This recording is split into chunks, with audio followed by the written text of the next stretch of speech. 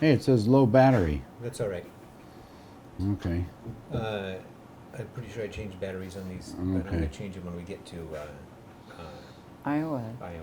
So today is October 20th, 2015, and Walt is talking to Grandma Shirley, Hmm. and Holly's here doing the recording. And we're at Mig's house in Mig and Cindy's house in Fernley, and we're going to talk a little bit, I guess, about Mig's dad, Walt. And how long were you married to Walt? When did you I get was tell? married twice. Okay, so tell us about your marriage to Walt. Where did you meet him? How long did you stay We there? met him in Boeing Aircraft. We were both working at Boeing Aircraft. He was a mechanic, I think he was. I was a C mechanic. That's where you start. And then you get to be a B, and then you get to be an A, and then you get to do something else. So anyway, at lunchtime, we'd have, if anybody wanted to get up there and entertain, they liked that. And so I got up there and sang a song, played my guitar, and sang a Western song. And he then Walt started talking to me. What did you sing? I don't remember which song I sang, but I did. I had one good one, and everybody had another one, sing another one, sing another one, and I couldn't come up with another good one. So did you try it? The second one, Yeah. unfortunately, yes. And what happened? Well, they didn't ask me to sing another one. Did you get any applause? Oh yeah, I got an applause. Mm-hmm. Yeah. And so, did you see Walt in the audience? Did your eyes meet across the room? And, No, I didn't notice anybody in particular, but he noticed, of course. Mm-hmm. And so then he asked me out, and I had Holly as a son there, a little boy, a little baby, and not there at Boeing, but I did extensive reading to try to be a good mom, to find out what you would do, what you won't do, why kids are in trouble, why they're not. And at that particular time, the story that everybody was telling, the psychologists and everybody were saying, you have to know that the children who are juvenile delinquents are coming from families with single parents. And I thought, oh, I can't be a single parent. I need to find a dad for Holly. And so that was always on my mind. But anyway, he asked me out, and I went and enjoyed going with him. And pretty soon he took me to see his mom and his dad. They were both there. What did you think about that invitation? Nothing. I didn't think anything serious about it. I just wondered what they were going to be like. So let me get this straight. You were hunting for a husband, and suddenly this guy asks you out to meet his parents, and it doesn't, like, you don't think, oh, this is my big chance or anything? Well, it isn't like that. I mean, you can't just decide you're going to marry somebody because they took you home to meet their parents. You know, there has to be more than that, Yeah. right? Yeah. Yeah. Were you Okay. prepared to say yes at that time? No, of course not. But he was nice, and he had lived in the same house that you saw. You know, they'd always lived in that house because her dad had built that house, and so it was a family home, had been. And her husband, Walt's dad, was considerably older and quite feeble when I first met him. And so he was doing what I do now, which is sleep sometimes during the day and get up sometimes in the night. And she was working at Frederick and Nelson in the rug department. And she was very proud of the fact that she was there because no other woman worked in the rugs department because they had piles of rugs, piles that probably would reach up to my shoulder. They were that high, rug after rug. That's the way they showed the rugs at that time. And she would have to stand there and throw the top rug back and let the people see what they thought about it and make comments, throw another rug back. And so it was heavy physical work, and she could do it. And she was doing well, selling pretty well. And so Yeah, she was a big woman. You know, I don't mean fat, but I mean she was tall. Hmm. And so anyway, she would cook a dinner when I came over. You know, and she had a wood stove in the kitchen, and she would get the wood fire going, and then she would bake something in the oven, make some stew or something in the oven. And then we'd all sit down at the table in the kitchen and eat together. And he was ancient in his eating. He was spilling his food, you know, trying, but he wasn't doing very well. She was very impatient, very impatient. And this was all before you were married? And Oh yeah, this was, but I had Holly, and so she saw that I had a little boy, and he was a cute little boy, and so she seemed to love him. She seemed to take, you know, really take to him. And I have one picture of Holly sitting with Walt's dad, and from way back then. There's only one picture of him that I've got that I know of. Walt's dad? Yeah. Mm-hmm. And so anyway, what finally happened, you know, I mean, we dated and we went places and met his friends, and he was really into jazz, and I wasn't. I was into Western music, but he was into jazz, and it was that jazz, not like some jazz I think is really nice, but this seemed to have no melody, no particular rhythm. It was just bang, bang, bang as far as I was concerned. But he loved it, and he had a friend who was, I don't know if he was actually in the Coast Guard, but he was taking occasional trips out on the ocean and earn a lot of money, and he'd come back, and when he came back, he and Walt would enjoy each other sitting listening to jazz, and that's the kind of thing. Oh, and also, when he was young, he and his mom would go, Martha, would go to games together. She would do all kinds of things with him. What kind of games? Ball games. Baseball games? Yeah, baseball games. And so they had their favorite teams or whatever, you know. And so, what do you think, Mig? These flies are everywhere. Yes, that's what I thought you were thinking. Yeah. They're on you now. Mm-hmm. Yeah. Okay. They probably like the stuff I put on my hair. So, when did you get married? We got married, I think it was October 17th. My parents, they got married, Mm-hmm. and How did he artfully pop the question? How did he broach the subject that you guys? I don't recall the details of it, but he asked me, you know, and well, let's hold off a minute here. Well, Okay. No? Keep going. So, anyway, we got married in our farmhouse, and whose farmhouse? my parents' farmhouse in Kirkland, Okay. or Juanita. Mm-hmm. And so then my folks were down there for the wedding, and they had let us have their place on the island for a honeymoon. Do you want to know the nasty details? No. No? I don't know, Walt. Do you want to know the details? Well, I don't know. What are they? It's not so nasty, really, but Let's hear the romantic details then. okay, this romantic detail. Yeah.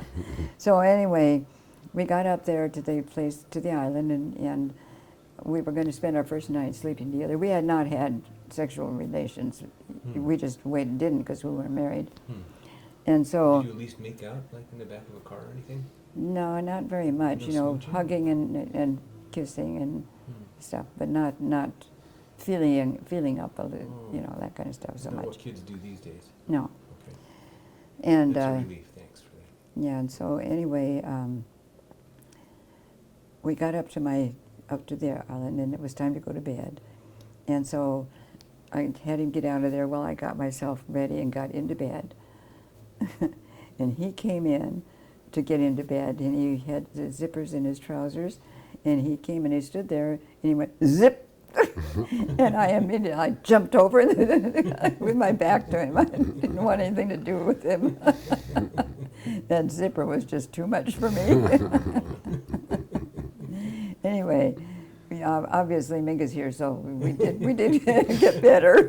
Jeez. So October, and Mig was born in the next August?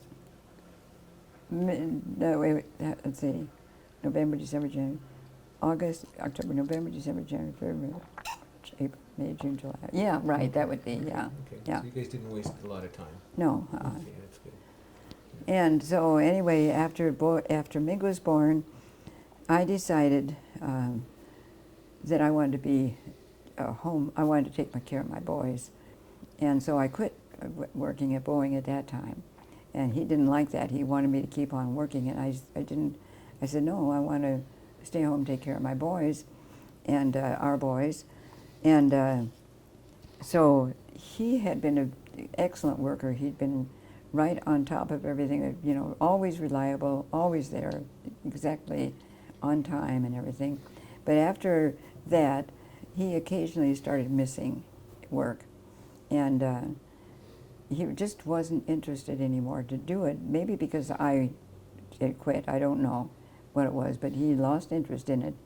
And in the meantime, every weekend, we had bought a house in Kirkland, Washington, and I think maybe my folks helped us with a down payment. I don't remember for sure, but anyway, we were in that house.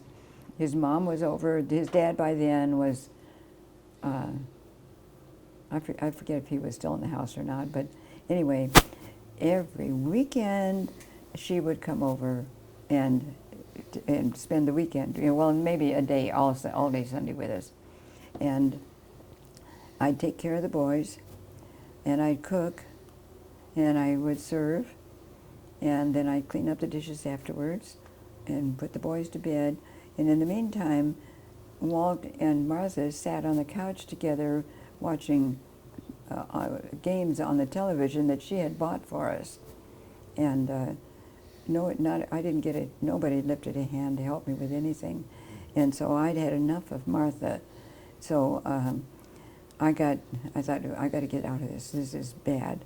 So I got the newspaper from Phoenix. By the way, that was a summer that we only had about no more than, and maybe less than 6 weeks of any decent summer vacation. It was summer weather. It was rainy, and I had these 2 little toddlers, and so you had to be in the house most of the time, and it was very, very trying for me.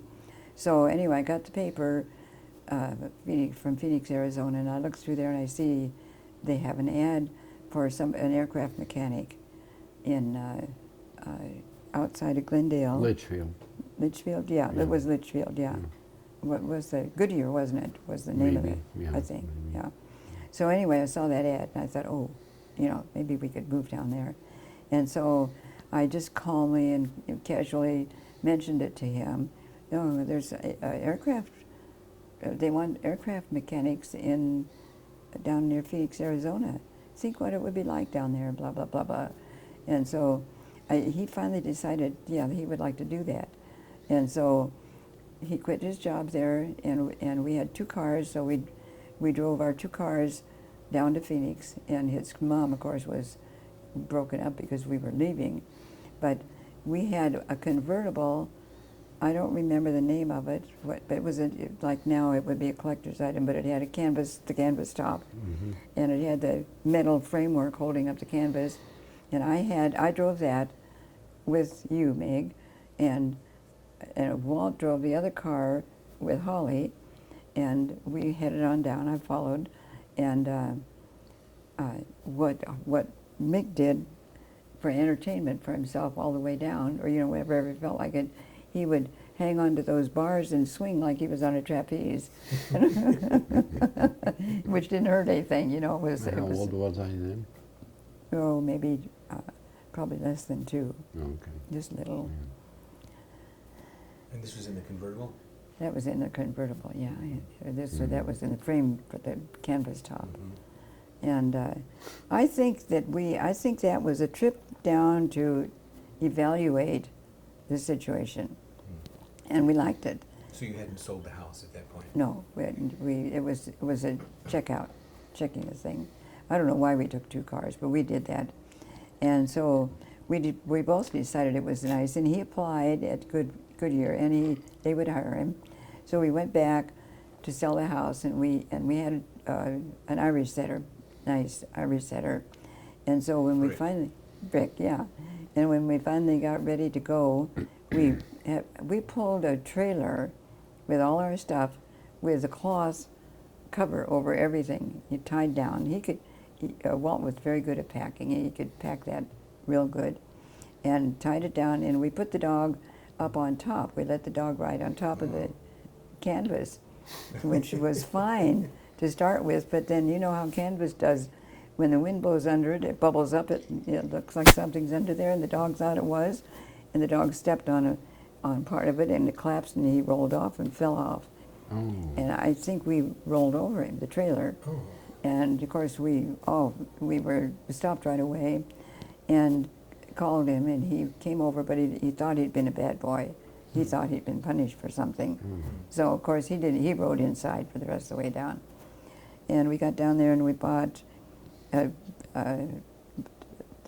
From models, we picked a house and bought a brand new brick house with 3 bedrooms, 2 baths, a patio, and a nice backyard.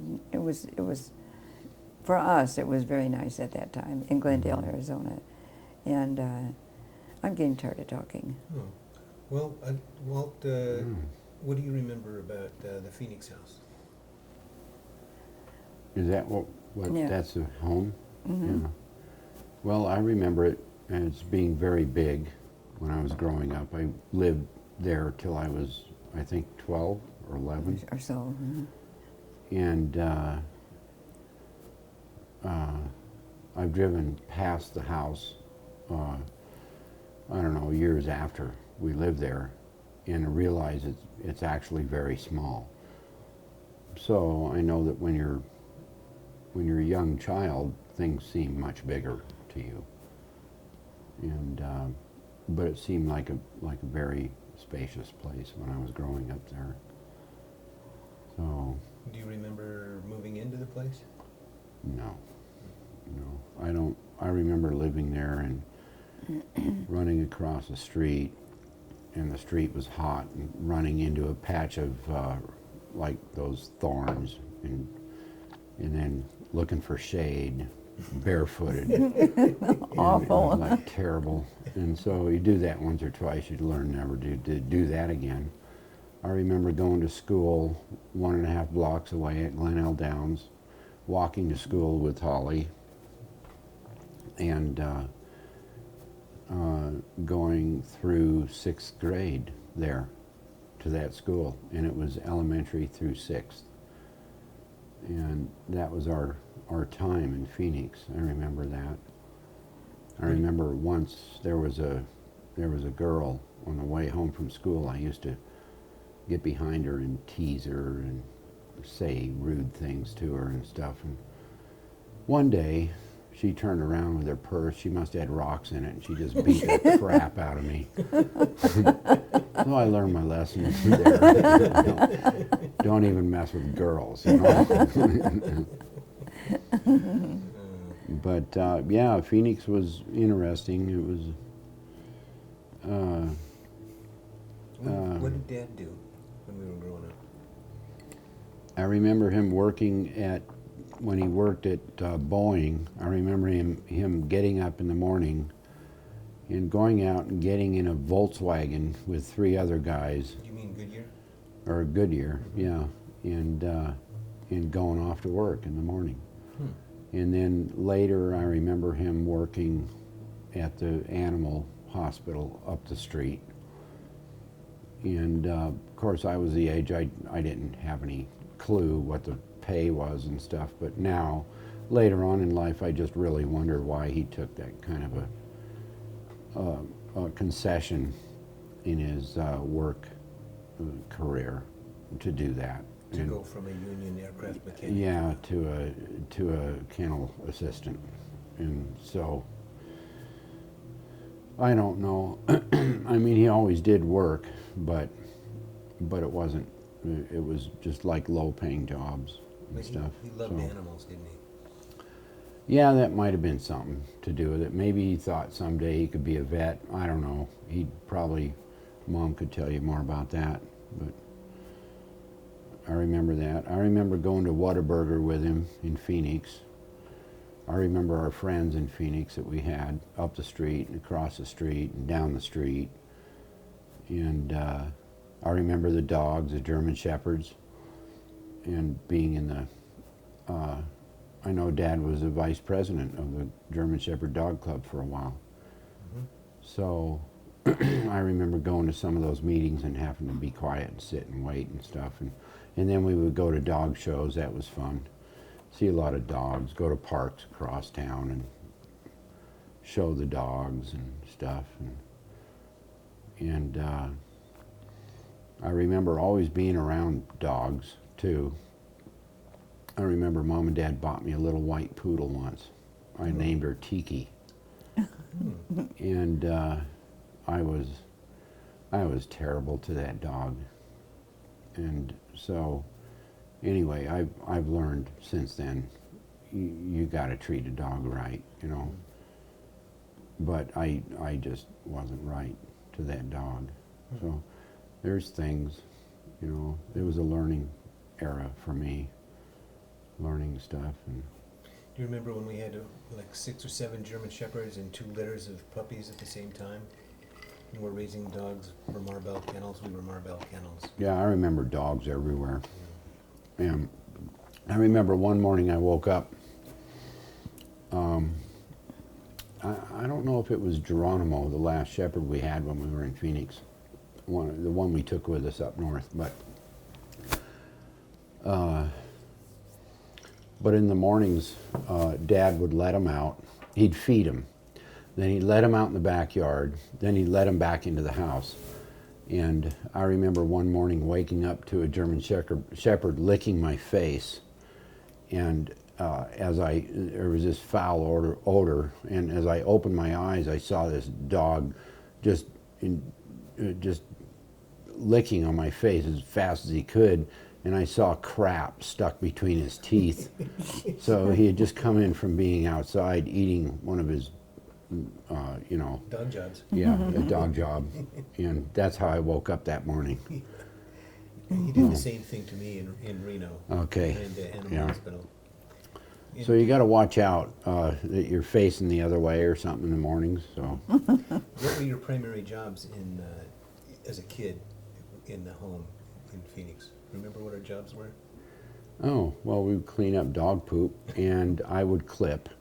Dad would mow, and I would clip the edge. And back then, there were no weed eaters, so you would get on your hands and knees with these little clipper shears, and you would meticulously clip around the entire perimeter of the yard, any trees, everything.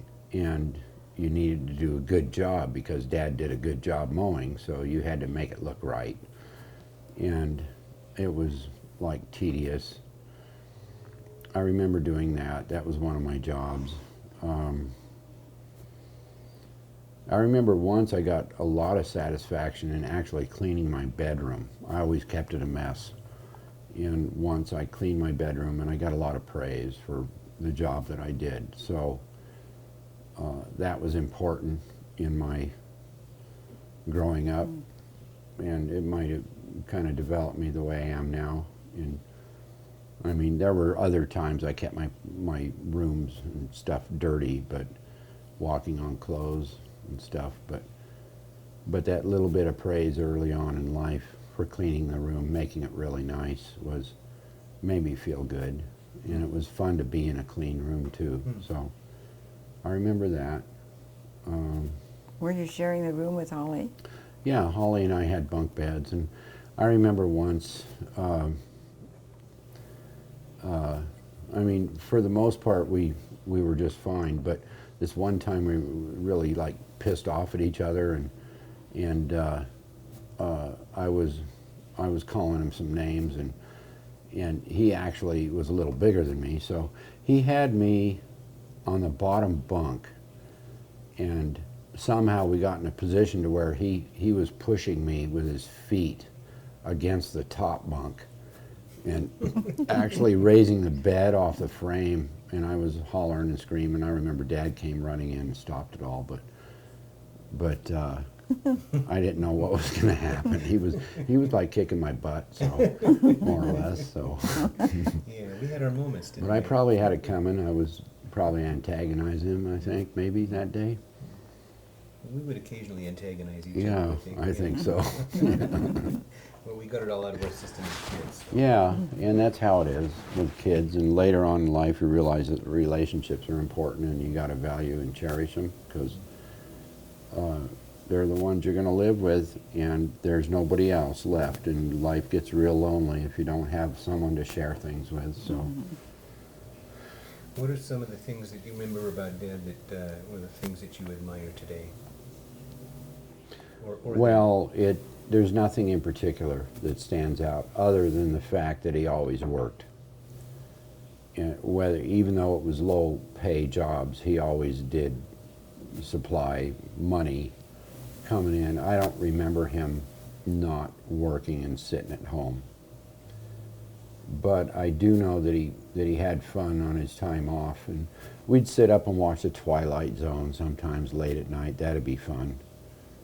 And I remember Mom would work at Motorola, and I know it was hard on her. Back then I didn't know, but she would work like a night shift and then have to sleep during the day, and I had to be quiet during the day. Maybe she was working weekends, I don't know, but if I was in the house, I needed to be quiet, so I didn't wake her up. And I think, I don't know why, she was probably forced to go to work, I would assume. We could ask her, because Dad had the lowest paying job he could find, and maybe our credit, maybe we bought a car that cost too much. I know there was a swimming pool in the backyard, and there were costs associated with that just to keep it with chemicals and cleaning and stuff like that. So, and I just understood recently, after talking with you, Holly, that your trust money paid for that pool. I didn't know that. I never knew that. I never knew that. And when I found out about your trust money, I was really too young to realize, but I did feel like, where's mine? This is my brother. He has money. Where's my money? I really didn't fully understand the whole concept of the thing. But, if you don't have the money, you don't have it, And later on in life, I figured it out, but I don't know if that money really did you any good when you look back, really. I mean, I don't think anybody getting that kind of money that young is really going to do them a big favor. Mm-hmm. I think it really is. It might even hurt you, make it harder for you to realize, the value. Your stuff in life, And so, I'm not saying Mom and Dad were bad for letting you know about it, but maybe they had to at that point tell you because of your age or something. But well, I think that you and I were having a lot of trouble with each other at home. I think we were fighting a lot, and I think that was hard on. We have to stop for a minute. Okay, we can stop for a second.